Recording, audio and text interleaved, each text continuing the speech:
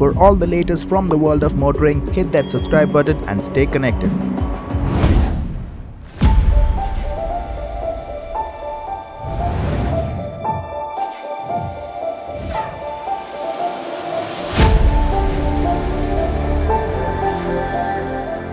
When the Royal Enfield Himalayan was initially announced, we were so excited about it. It was everything we ever wanted. A mid-range bike with enough power for our roads and a character that was perfect for our varied conditions. But then, we all know how that turned out. Many years and many updates later, we now have the BS6 version. Again, we have our hopes high. Is this the one that finally wins us over? Is this the version that has all our apprehensions solved? The answers will surprise you.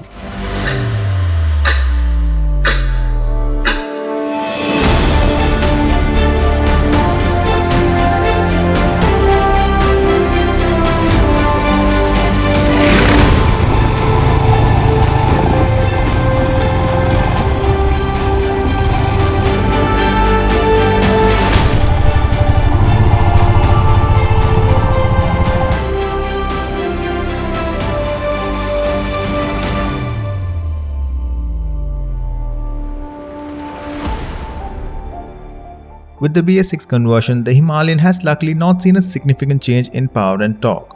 So that means you still have good bottom end torque and a usable mid-range. The 0 to 100 comes in just shy of 11 seconds, and what really is different is how the engine feels at these speeds. Yes, the engine by design does not love the higher revs, but now in its BS6 trim, it feels much more composed. You can now keep a steady 100-110 without any drama, and it still pulls northwards of 120 easily.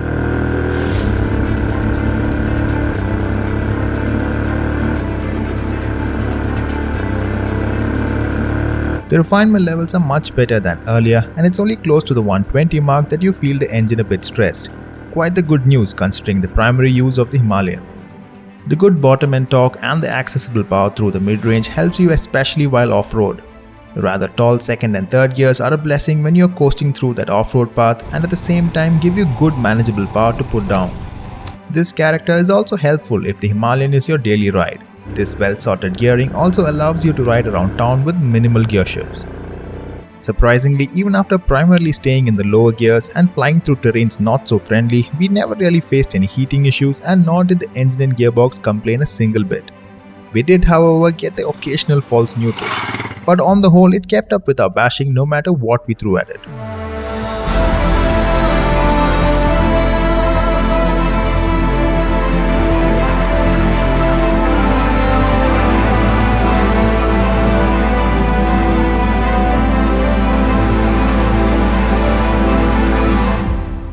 When it comes to handling, the Royal Enfield Himalayan always was a pleasure off the road. It never really disappointed. The ergonomics are very rider friendly, and it always gives you plenty of confidence to push harder. Standing up on it actually feels very natural and does not have a learning curve at all. The 21-inch wheels at the front plow through pretty much everything that you throw at it. That coupled with the 200 mm of travel of the front suspensions means that there is almost nothing that the Himalayan cannot conquer. Don't get us wrong here, the Himalayan is not a dirt bike, but consider it as a take it anywhere motorcycle and then it makes a lot of sense. It's got good road manners too, surprisingly nimble for city use, and the soft suspensions are a blessing for the commute. It sits planted on the highways as well.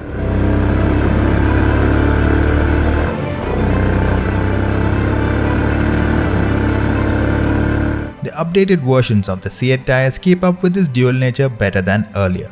They offer better road grip, and the revised tread pattern help in good off-road performance as well. They still are tube tires though.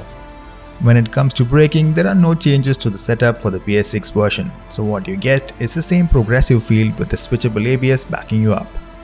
A huge question that still remains is the reliability factor. We rode this BS6 machine quite hard, and for the couple of weeks that we had this bike, we had absolutely no issues. Yes, of course, there are some bits we wish were different and put together better, but the takeaway is that we definitely think the BS6 version feels much more better built than before. The Royal Enfield Himalayan truly has become what it should have been when it was first launched. And to answer the question we started off with, let's just say usually when we drop off bikes after a review, there are no sentiments involved. With the BS6 Himalayan, we almost did not want to return it.